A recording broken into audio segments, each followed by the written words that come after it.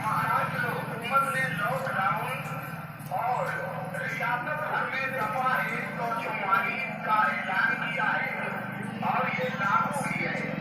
Corona virus ये एक इंतहाई खतरनाक बीमारी है। इससे बचाव सिर्फ एहतियाती तदाबीर से ही हो सकता है। इंतजामिया की जानिब से जो कदम उठाए जा रहे हैं वो आवाम की भलाई के लिए है, ताकि इस बीमारी को फैलने से रोका जाए।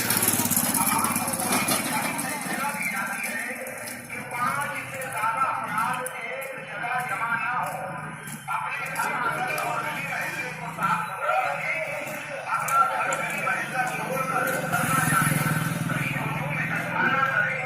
होटल खाना वाले 5 टपरी बंद किए गए हैं। इसके अलावा जहाँ भीड़ और गर्दी जमा हो सकती है ऐसे तमाम इलाके बंद किए गए हैं। इसके बावजूद अगर इस तरह की हरकत की गई और हुजूम इकट्ठा हुआ तो ऐसे सभी अपराध के खिलाफ